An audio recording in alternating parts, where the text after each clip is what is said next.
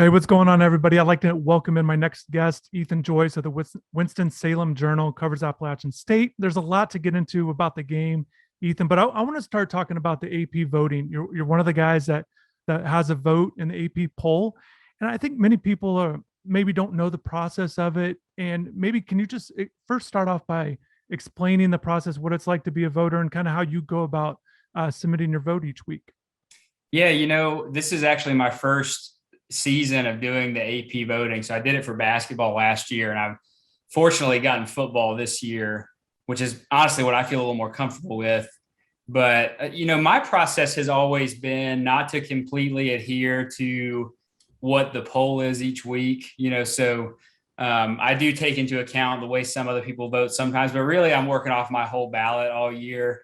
I'm probably, I don't want to say reckless, but like I do think if there's a good win, it should be reflected in your poll. And so like there'll probably be some times this season where somebody will get if it's two top 15 teams, I might push the winner really high up in there just because I don't know. I think really at the end of the day, it's a poll. It's not right. It's not wrong. But for me, it's just always anytime I've done polling, I've always thought if a team wins, they're not going to fall out. If a team loses, I think it should be a fair consideration of whether they belong there or not. But I'm really kind of snuffing this out as I go too. So I'm hoping that I'm good at it and it'll be a smooth season for me voting wise. So with the ACC, and I saw where you had Clemson 2, Yeah. North Carolina 11, Miami 14. All three teams lose.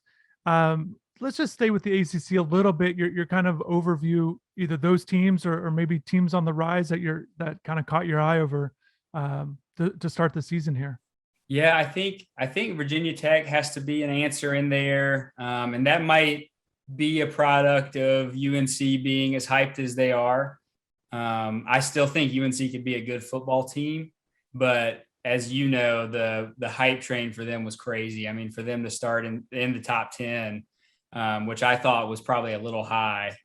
They stand out. I thought NC State stood out a lot just because that's a game where USF isn't going to be a great football team this year, and that's the way a result like that should look. And to come out and be able to hold on to a shutout, not give up a junk time touchdown. I don't know if that speaks more poorly toward USF or more positively towards NC State, but that's a game that maybe would not have been so business-like for them a few seasons ago. The Clemson result, they clearly had their issues. I think a game like that, where those are two college football playoff contenders, I honestly kind of expect them to look like that, especially in the beginning of the year, because if anybody's going to be, well suited to capitalize on another team's weakness, it should be teams like that. And I think that maybe bodes well for Georgia and what they want to do. I still think Clemson has a shot to be in the playoff for sure. They're going to be in my ranking this week because I mean we know it's true. We know they're a good football team. They've got a lot of things to figure out, but I don't think a loss like that necessarily drops them out completely either. So you had Miami 14, which is what they were going into by all the voters. There's 62 voters across the country, and the way it shook out. In your mind, Miami loses that 44-13 to Alabama, number one. Everyone knows that game.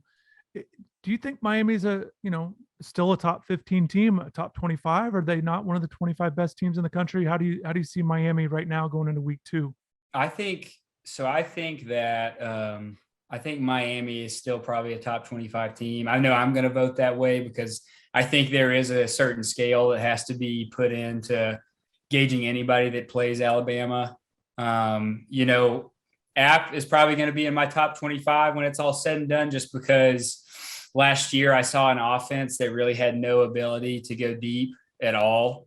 And the offense I saw on Thursday, albeit one against an ECU team that still got its issues, that was a very dynamic offense. I haven't seen that. I didn't see a well orchestrated attack like that from App State last season, and it made me think a lot to the Eli Drinkwitz 2019, the Scott Satterfield's best flow offense that he had. That's what it looked like to me.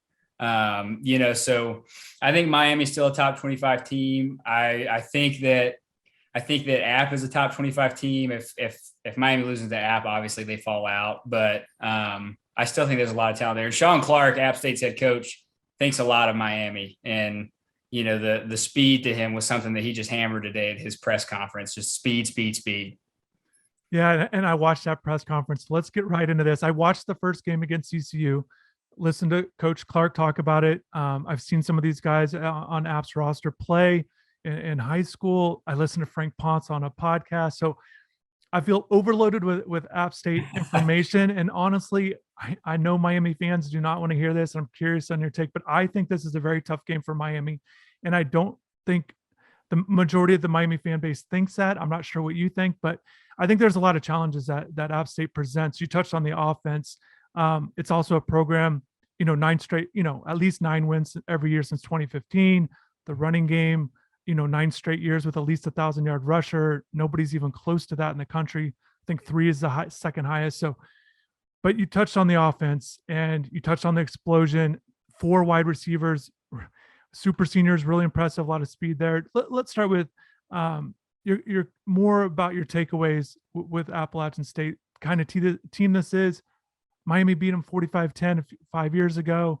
I think that's hard for Miami fans to ignore in terms of a respect factor because how that game got away from them against a good App State team. But where's this team different from there? Just and speak more about this team and what you think about the Mountaineers. Yeah, so I think the biggest difference from 2016 to now is just sheer talent. And that's not a knock on the 2016 team at all because they were very good.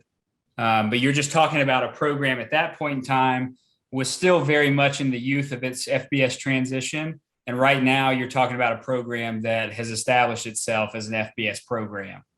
For me coming into it, and I always try to be really mindful because I am around the program a lot. I see them more than anybody. I think I've been fortunate in the sense that my time on this beat has come at such a peak for the program.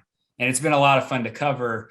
And I watched last year after seeing, 2017 was a team that wasn't the best at the beginning, but finished strong. 2018 and 2019 were just, demolition crews in their own ways. And 2020, I didn't see that. So when I came into this season, all the pieces are there for this to be one of the best group of 5 teams in the nation. I really believe that. But the big question mark was Chase Bryce. And I think he's a natural question mark just because of the year that he had at Duke last year.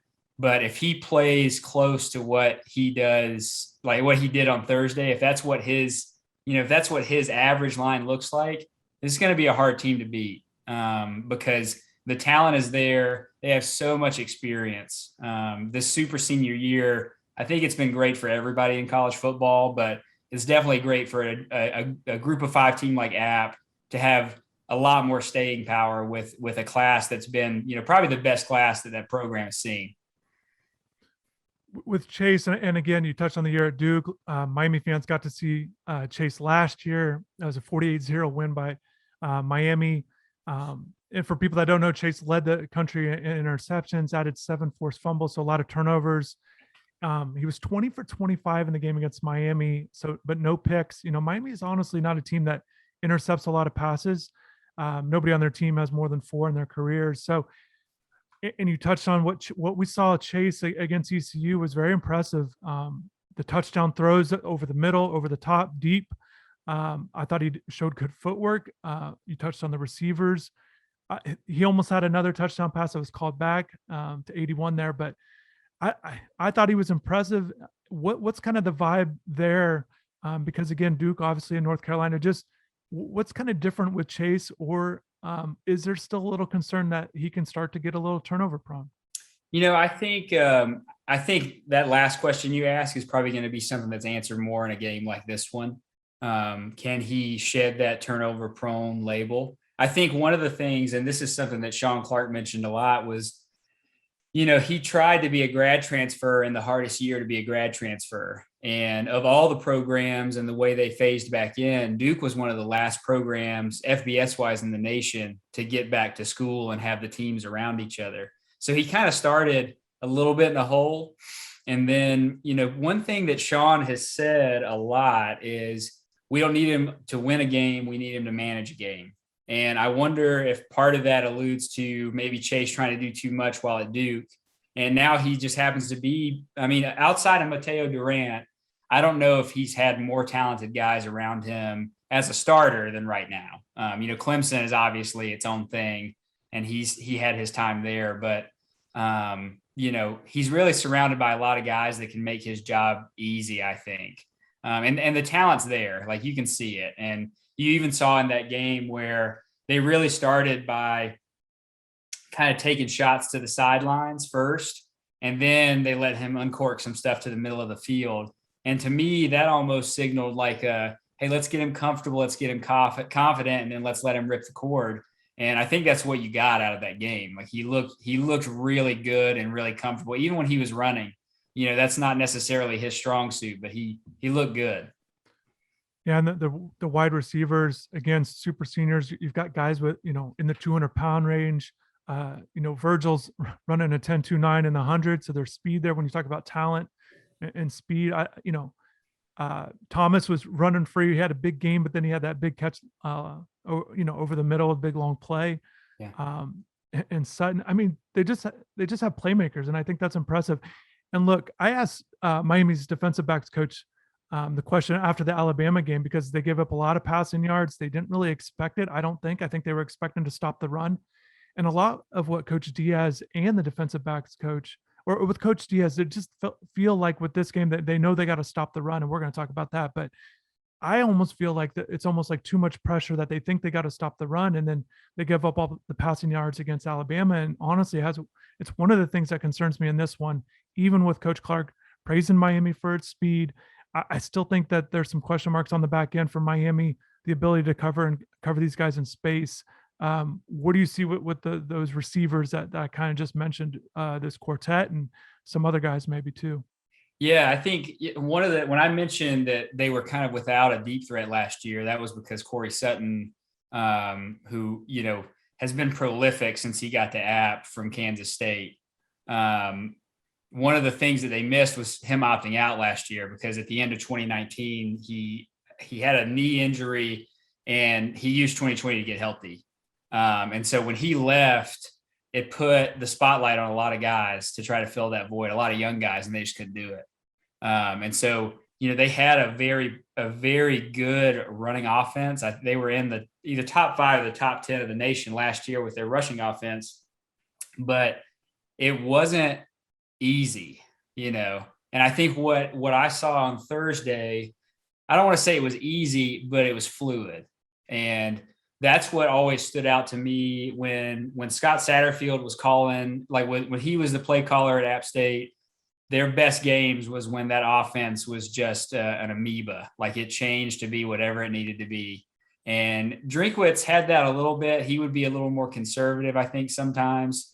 But when they brought Frank Ponce back, that was kind of what I was thinking might happen, is that you would see an offense that has an ability to be more fluid again. I don't know if he could have asked for a better debut as the App State offensive coordinator. And I know, a lot of guys were happy to have him back to kind of run the show on the offensive side too. So, it was as good a debut as he could have had. And I think that's what the fan base needed to see. They needed to see that ability to be fluid, because it just wasn't there last year.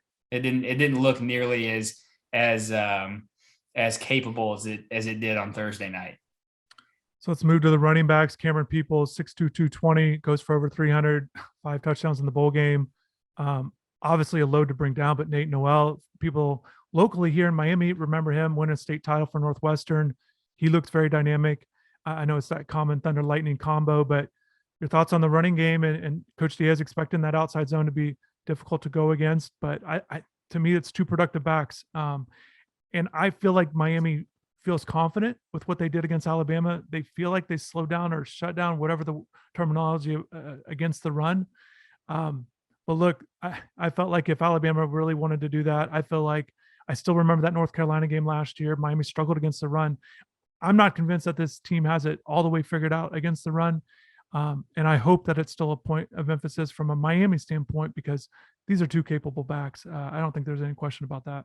Yeah. They combo wise, they're about as strong as I've seen in a while. Cam was a guy that when he came to App, and I guess he would have been ahead of the 2018 season, which was Scott Satterfield's last season. On media day, took the time to say Cam Peoples could be one of the best to ever do it here if it goes according to plan, because he is so big. And I mean, he's fast. He's fast, but his stride is so long. Like, he covers so much ground so fast. And Nate has just kind of turned into a guy that's like the perfect complement to that, because his vision is so strong. He's gotten stronger. He's my height. He's maybe a little taller than me, and that's not tall for your listeners, but he's put on a good chunk of weight, but he has vision that I don't know if I've seen from every running back. He just has an ability to really wait for and hit the hole, and he's got the speed to do it. I think this offense, if you were going to circle one position group as a mystery, it might have been the offensive line a little bit, because you have had some guys move in and out a bit. But App State's been probably most consistent with their O-line. And you would maybe assume that with Sean Clark being a former O-line coach too. But the running backs play off it well, and they're probably going to mix in a few more, I would say. Jameer Smith was a guy that they got from Notre Dame as a transfer that I think Sean said that he had just gotten approval health-wise today. So I'm honestly interested to see how he fits in, because they do like the idea of probably relying on more than two backs. It obviously worked against ECU, but I think they just want to make sure everybody stays healthy, because the last few years they have had a ding here and a ding there where it's forced some guys to grow up fast in that group. And I heard when I talked about the podcast, shout out to Fish for having Frank Ponce on it. One of the things that stood out to me was he was asked to kind of compare the talent level. A guy that had been at Louisville, and he kind of said, look, with a group of five, or it feels like maybe App State in particular, a lot of skill talent is comparable to a Power 5 conference school. Now, not the same as maybe those top level teams, those Right. Clemsons, Alabamas, but he said maybe the biggest difference is that line play, the size of the line, or maybe the quickness of the lines Right. on both sides. And I think that's probably going to be a big factor. If Appalachian State's going to pull this thing off, their line on both sides is going to have to play well. Conversely, for Miami, the line play is going to have to really make an impact, unlike what they did against Alabama. Speak on maybe a little bit on the D line, a little bit, particularly touched on O line, and then also defense in general. Appalachian State's got some playmakers over there. I like Jolly as a player, the defensive line, but just what do you see with the line and the defense as a whole for the Mountaineers? Yeah, defensive line was another one of those positions that really benefited from the super senior year. So you're going to see two guys that are super seniors. One's name is Demetrius Taylor, who's a Miami native, Miami Northwestern guy also, and a guy named Caleb Sperlin, who comes from Virginia, just an undersized guy that wasn't valued enough. And I think, when you look at the App State D linemen, they are smaller guys. They're the guys that maybe were undervalued, but definitely have the talent. And I think that kind of speaks to the type of program that's been run around App State, especially once they transition to FBS, because so much of what App tries to do, it has to be developmental. Like, it has to be for them to maintain the kind of success that they've had. Defensively, honestly, like it's one of the most fun defenses to cover. It's always come out of this, like, it's a 3-4 defense that has like a lot of connection to the SoCon days of old. But they've got these pieces on the outside at the linebacker spots where one is kind of used as a pass rush guy sometime, and one is kind of used as almost an extra safety that goes from boundary to boundary. There's a guy that plays that boundary to boundary role, a guy named Brennan Harrington, who's an outside linebacker who is, phenomenal at what he does. Very good. And that inside linebacker crew is really strong too, because there's a guy there named DeMarco Jackson who he's a guy who came out of South Carolina, was very heralded, and he had some kind of injury his senior year, and App kind of got lucky to scoop him up. And he's one of those guys where he could probably be a safety in the NFL someday just because of his speed. But like that's the defense has been one of the it's probably like consistently strong. The offense always catches up to them eventually, but anytime spring practice rolls around, the defense is almost always locked in. And it's because they keep finding guys like Brendan Harrington, like DeMarco Jackson, guys that were scooped up because a P5 didn't necessarily want them, or didn't stay committed to them, and it's App's fortune because of it. Ethan, and I should have mentioned this earlier, just another thing about Appalachian State. Look, they went on the road in 2019, one at North Carolina, one at South Carolina. I touched on all the wins they've been kind of piling up. So, and I know at Miami would certainly be a big part for their program. Sure. To win that. And ECU game, if you guys didn't see it, I think if you saw the score line 33-19, but it was a blowout. ECU got a couple scores late, but really it was pretty much a dominating performance. Am I crazy to think that this is going to be a tough game on the Miami standpoint? Do you think this is going to be a close one? Also, can you speak, for Appalachian State to pull this off, both sides of the ball have to be good, but also just a mentality. And that's something I was hoping to get from you, because these guys a little bit, and can you speak maybe their mentality going to this one, maybe a confidence level on this game? Yeah, they that 2019 year was crazy, just because they I think if you're around that program enough, you knew that they had chances going into those games. The fact that they knocked off both in the same year was a big deal. It was a really big deal, and kind of fortifying exactly what they thought they were. They proved it to everybody.